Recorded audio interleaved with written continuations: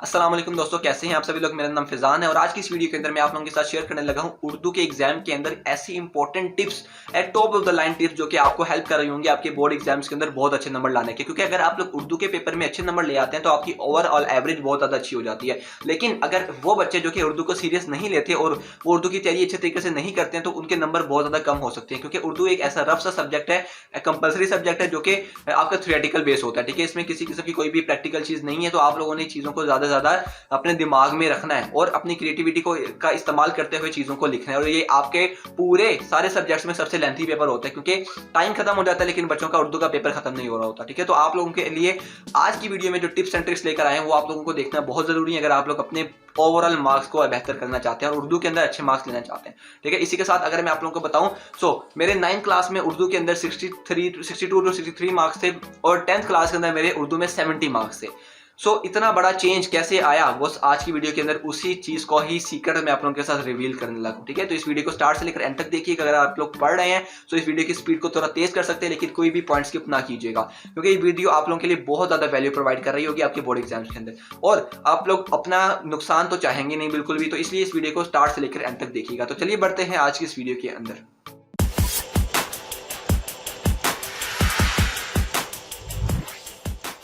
सबसे पहली और सबसे इंपॉर्टेंट चीज और एक ही चीज जो कि आप लोगों के उर्दू के पेपर में अच्छे मार्क्स आपको दिलवाएगी वो होगी रिवीजन। क्योंकि बच्चे ऐसे होते हैं, बहुत से बच्चे, मेजोरिटी बच्चे जो कि उर्दू को इतना लाइट ले लेते हैं कि बाद में उर्दू उनको बहुत हैवी ले लेती है। आप लोग क्या करते हो, आप लोगों में से भी काफी बच्चे इस तरह के होंगे जो कि उर्दू की हर चीज को रिवाइज नहीं कर जाते। ठीक है, वो क्या करते हैं, या तो वो हर एक छोटी से छोटी चीज को रिवाइज करने बैठ जाते हैं जिसकी वजह से उनका टाइम कम रह जाता है, और कुछ होते हैं जो बिल्कुल भी रिवाइज नहीं करते, जो कि जब पेपर में उनको कोई चीज देखने को मिलती है तो उनको वो चीज आ नहीं रही होती। और हमारी क्रिएटिव राइटिंग इतनी तो बेहतर है नहीं कि हम लोग बगैर किसी चीज को पढ़े ही खुद से लिखा है। इनके दरमियान का रास्ता क्या है कि आप लोग एक ऐसी चीज को पकड़ो, ठीक है, उसको रिवाइज करो और उसको अपने एग्जाम के अंदर लिख कर आओ अपनी क्रिएटिव राइटिंग के अंदर। ठीक है, तो ये सबसे बेस्ट तरीका होता है। एक अगर हम लोग प्रोफेशनल वाइज जाएं या टेक्निकल पॉइंट को देखें तो यही एक तरीका है आपके उर्दू के पेपर में अच्छे मार्क्स लाने का। और दूसरी चीज क्या होती है वो होती है आपकी राइटिंग स्पीड। जितना आप लोग पेपर के अंदर बैठते हुए सोचेंगे और जितना आप लोग लिखेंगे, इनके दरमियान का जो टाइम है अगर ये जितना कम से कम होगा, यानी कि फ्लो के साथ आपके दिमाग में सोच रहे हैं और लिखते जा रहे हैं, ठीक है, सोच रहे हैं और लिखते जा रहे हैं, ये आपके एग्जाम के अंदर आपके उर्दू के पेपर को एक तो टाइम पर कंप्लीट करवाएगी और दूसरा अच्छा करवाएगी। ठीक है, बहुत से बच्चे इस तरह करते हैं, उनके पास 3 से 4 किस्म के नोट्स होते हैं और साथ अपनी किताब भी होती है। तो वो क्या होता है, वो बहुत ज्यादा उनका जो माइंड होता है वो डाइवर्ट हो जाता है क्योंकि हर बुक के अंदर, हर नोट्स के अंदर डिफरेंट मटेरियल दिया गया होता है। तो उनको ये समझ नहीं आती कि यार हम किस मटेरियल से अच्छे तरीके से याद करें, तो वो इसी चक्कर में घूमते रहते हैं और उनका जो टाइम होता है वो वेस्ट हो रहा होता है, उनकी जो तैयारी होती है वो बिल्कुल भी नहीं हो रही होती। मैं आपको क्या रेकमेंड करूंगा कि अगर आपके पास काफी ज्यादा नोट्स पड़े हैं या जितने भी नोट्स पड़े हैं उनमें से किसी एक अच्छे नोट को उठाएं, ठीक है, और उसके साथ स्टिक हो जाए। ठीक है, उसके बाद उन नोट्स को कभी चेंज नहीं करना आप लोगों ने 10th क्लास के अंदर। ठीक है, और बहुत बच्चे जिनके पास अभी जिन्होंने कोई नोट्स नहीं खरीदे तो वो जब मार्केट से जाकर कोई भी अच्छे पब्लिशर का नोट्स ले आए। ठीक है, बेसिकली बताने का मकसद ये है कि आपने एक नोट से ही तैयारी करनी है, इसके अलावा किसी नोट से तैयारी नहीं करनी है। और किताब के अंदर तो आपका ज्यादा मटेरियल लिखा नहीं गया होता, तो आप लोग किताब को तो बेशक साइड पर रख दें क्योंकि इसकी इतनी जरूरत नहीं है। क्योंकि आपके जो भी चीज पढ़नी है, आपने ग्रामर पढ़नी है, आपने एसेस पढ़ने हैं, आपने तशरीह पढ़नी है, आपने खुलासे पढ़ने हैं, आपने सवाल जवाब पढ़ने हैं, सब कुछ आपको एक ही नोट्स के अंदर मिल जाएगा। आप अच्छे नोट्स के अंदर इन्वेस्ट कीजिए और उससे आप लोगों ने तैयारी करनी है, इसके अलावा किसी और चीज की तरफ आप लोगों ने नहीं जाना। ठीक है, अब हम बात करते हैं, जो मैं आपको चीजें बताने वाला हूं ना वो आपको थोड़ी सी वियर्ड लगेंगी। ठीक है, कि यार ऐसे कैसे हो सकता है, लेकिन गारंटी के साथ और इस उम्मीद के साथ कि अगर आप लोग इस चीज पर फॉलो करेंगे तो आप लोग भी जिस तरीके से मैंने 9th में 63 मार्क्स से डायरेक्ट जंप किया उर्दू में 70 मार्क्स के अंदर, तो आपके अंदर भी ये फेस शिफ्ट आ जाएगा। और ये चीजें मैंने 4 साल के अंदर सीखी है जो कि आपको एक वीडियो के अंदर बताने वाला हूं। ठीक है, जो तरीके हैं आपको पता है कि आप FT प्रेजेंटेशन के प्लेटफॉर्म पर आए हैं, अपने बड़े भाई से सीख रहे हैं, तो आपको कुछ ना कुछ यूनिकनेस मिलेगी। ठीक है, तो वो यूनिकनेस यही है जो तरीका आपको बताने वाला हूं। तो आप लोगों ने क्या करना है, मैं आपसे ये नहीं कहूंगा कि आप डायरेक्ट सवाल जवाब याद करना शुरू कर दो। ठीक है, जो मेरी स्ट्रेटजी है आप उसको समझने की कोशिश करें। आप लोगों ने क्या करना है, आपने उस खुलासे से आपने क्या करना है, पास्ट पेपर्स निकाल लेने हैं। ठीक है, क्योंकि मेरा सबसे फेवरेट तरीका यही होता था तैयारी करने का जब मैं रिवाइज कर रहा होता था। ठीक है, सारा साल तो याद किया लेकिन रिवाइज के टाइम पे सिर्फ पास्ट पेपर्स को पकड़ा। पास्ट पेपर्स के अंदर जो भी इंपॉर्टेंट एमसीक्यू अभी हम नहीं कर रहे, ठीक है, उसको 2 मिनट स्किप करते हैं। जो भी इंपॉर्टेंट आपके पास खुलासे हैं जो कि पेपर में आए हुए हैं, आपने एक लाइन में लिख लेने हैं सारे। ठीक है, सारे लिख लेने हैं। उसके बाद आपने मार्क कर लेना है कौन से बहुत मरतबा रिपीट हुए हैं। ठीक है, उनमें से जो सबसे ज्यादा मरतबा रिपीट हुआ है उसको पकड़ना है और उसके खुलासा पढ़ना स्टार्ट कर देना है। सिर्फ पढ़ना है, याद करने की बिल्कुल जरूरत नहीं है। हाँ, इतना पढ़ना है कि आपको बेसिकली उस टॉपिक के अंदर का इंपॉर्टेंट चीजें हुई, का इंपॉर्टेंट इवेंट्स हुए, ये आपको याद हो जाना चाहिए। ठीक है, खुलासा पढ़ना है, खुलासा पढ़ने से होगा क्या, ओवरऑल अल्टीमेटली आपने तकरीबन पूरा चैप्टर पढ़ लिया होगा खुलासे के अंदर, ठीक है। आपको क्या होगा, आप जबकि कोई सवाल आएगा तो आप अपना सवाल अपने वर्डिंग में लिख के आ सकते हो, क्योंकि आपको पता है कि सबक के अंदर क्या हुआ, तो आपका क्वेश्चन आंसर वाला सेक्शन सारा कंप्लीट हो जाएगा। इसके अलावा एमसीक्यूज आते होते हैं आपके सबक के अंदर से। जब आपने खुलासा पढ़ा आपको एमसीक्यूज भी क्लियर हो गए, ठीक है। खुलासा पढ़ने से तीसरी चीज क्या होगी, वो होगा आपको हवाले मतन, आपको शायर या मुसन्निफ का नाम याद हो जाएगा, आपको सबक का नाम याद हो जाएगा, आपको उसका माखिज याद हो जाएगा, जो कि आपने खुलासे के अंदर भी लिखना होगा और आपने एमसीक्यूज के अंदर भी पूछा जा सकता है, ठीक है। तो एक खुलासा करने से आपकी सारी चीजें हो गई, बजाय इसके कि आप लोग वो हार्डवर्क की तरफ जाते कि आप खुलासा अलग पढ़ते, सवाल जवाब अलग पढ़ते, एमसीक्यूज अलग पढ़ते। वो भी पढ़ सकते हैं लेकिन उसमें टाइम ज्यादा लगता है। हम लोगों का मेन फोकस क्या है कि कम से कम टाइम में मैक्सिमम टू मैक्सिमम पढ़ा जाए। आपने क्या करना है, खुलासा पढ़ना है। खुलासा पढ़ने से आपकी काफी ज्यादा चीजें जो है वो क्लियर हो जाएंगी।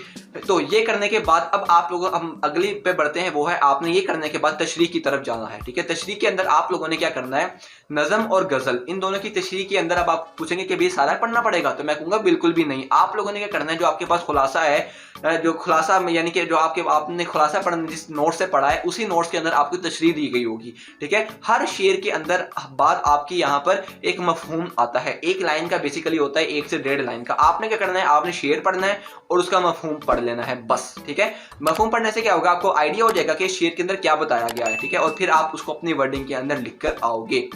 ये करने के बाद और साथ इसके साथ आपने क्या करना है, हवाले जो नज़म या हवाले गजल आप लोगों ने पढ़ लेना है, ठीक है। उसके अंदर आपके पास शायर का नाम होगा, ठीक है, और उसके बाद या फिर गजल होगी तो उसका आपने शायर का नाम लिखना है, अगर नज़म होगी तो पहले नज़म का नाम और फिर शायर का नाम, ठीक है। ये चीज़ें आपने याद कर लेनी है। तो ये क्या होगा, हमारा ये चीज़ें पढ़ने से हमारे हवाले मतन वाली साइड भी सारी क्लियर हो गई। इसके बाद आप लोगों ने अगली चीज़ पर आना है, वो है हमारे पास एसेस, ठीक है। सबसे इंपॉर्टेंट चीज एसेस।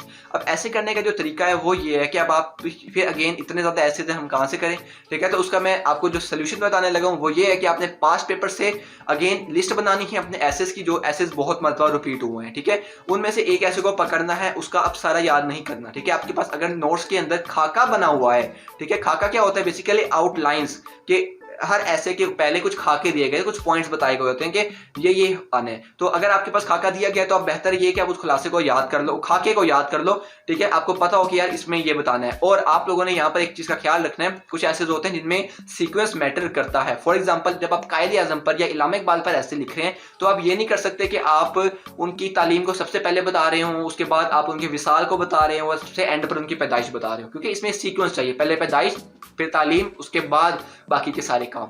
लेकिन कुछ ऐसे होते हैं, अगर हम एग्जांपल लें बसंत, अगर आपके पास कोई ऐसे आया या किसी भी किस्म का कोई ऐसे आ सकता है, तंदुरुस्ती हजार नेमत है, तो इसमें आप आगे पीछे चीजें कर सकते हो, ठीक है। और अगर आपका ये चीज तो आप मेकल क्लियर हो चुकी है। अब हम लोगों ने अगर खाका नहीं दिया गया तो फिर क्या करना है, खाका नहीं दिया गया तो आपने क्या करना है, हर उस ऐसे के हर पैराग्राफ की पहली 2-3 लाइनें पढ़ लेनी है, ठीक है। आपको आइडिया हो जाएगा कि इसमें क्या क्या चीजें बताई गई हैं, ठीक है। क्योंकि एट द एंड आप लोगों ने क्या करना है, खुद से ही तो लिखना है, तो आप लोगों को बस ये आइडिया होना चाहिए कि यार क्या पॉइंट होना चाहिए और फिर मैं इसमें क्या चीजें लिख पाऊंगा, ठीक है। सो आई थिंक इसकी आपको समझ आ गई। अब सबसे एंड पर हम लोगों ने जो चीज करनी है वो है इजाफी इशार, ठीक है। अब आप कहेंगे इजाफी इशार होते क्या हैं, क्योंकि बहुत से बच्चे ऐसे होंगे जिनको नहीं पता, तो मैं जल्दी से आपको बता देता हूँ इजाफी इशार होते क्या है। जब भी आप तशरीह कर रहे होते हैं या फिर जब आप ऐसा लिख रहे होते हैं तो आप क्या कर रहे होते हैं, आप अपने डिटेल दे रहे होते हैं, ठीक है। तो उस डिटेल को सपोर्ट करने के लिए कुछ दूसरे शायरों का क्या करना होता है, आपने कुछ एक्स्ट्रा शेर लिखने होते हैं जो कि उस सिचुएशन के अकॉर्डिंग होने चाहिए, ठीक है। सो इसको हम बोलते हैं इजाफी इशार या हवाला जाती इशार, ठीक है। तो आप लोगों ने ये देना है क्योंकि ये आपकी अल्टीमेटली आपके पेपर की खूबसूरती भी बढ़ाएगा, आपके पेपर की लेंथ भी बढ़ाएगा, और जो इम्पैक्ट पड़ेगा चेकर के ऊपर आपके पेपर का वो बहुत ज्यादा आउट क्लास होगा। और जितना आप लोगों का इंप्रेशन अच्छा होगा पेपर का, उतने ही आपको मार्क्स मिलने के चांसेस ज्यादा हो जाएंगे, क्योंकि उर्दू का पेपर ऐसा है जो कि आपके ओवरऑल मार्क्स को बढ़ाता है, ठीक है। और ये सिर्फ चीजें पॉसिबल इसी वजह से होंगी कि आपने जो चीज लिखी होगी वहां पर। तो इजाफी इशार आपने करने कहां से, आपने के पास जो नोट्स हैं, अगेन नोट्स पर हम आगे के नोट्स के अंदर जो भी आपके पास इजाफी इशार हैं, आपने उसमें से मेन सारे याद कर लेने, क्योंकि ये सिर्फ याद करने से आएंगे। और इसमें कोशिश करनी है इसमें कोई चीज गलती ना कर दें, क्योंकि इजाफी इशार अगर ठीक होगा तो आपके मार्क्स बहुत अच्छे आ सकते हैं, क्योंकि आपका ओवरऑल पेपर बहुत अच्छा लग रहा है। अगर आपने दिमाग में रखना है कि हर पेज के अंदर, ठीक है, हर खुलासे के या खुलासे में आपने इजाफी इशार नहीं लिखना, आपने जो तशरीह और ऐसे है इनके हर पेज के अंदर आपके पास 1 या 2 इजाफी इजाफी इशारे लाजमी से होने चाहिए। तो इस नंबर को, इस फिगर को माइंड में रखकर आपने इजाफी इशार को याद करना है। सो उम्मीद करता हूँ आज की वीडियो में यहीं पर क्लोज करता हूँ। उम्मीद करता हूँ कि आपको चीजें अच्छी तरीके से समझ आई होंगी और आप लोग अपने कम से कम टाइम में ज्यादा चीजें रिवाइज कर सकते हो। आने वाली वीडियोस के अंदर आप लोगों को फर्स्ट ऑफ ऑल बताना है मैंने आपकी उर्दू की पेपर प्रेजेंटेशन, फिर आपको चीजें बतानी है कि आप लोगों ने सवाल कौन सा सबसे पहले करना है अपने उर्दू के पेपर में, ताकि आपकी वो टाइम मैनेजमेंट वाली चीज से आप लोग बच सकें।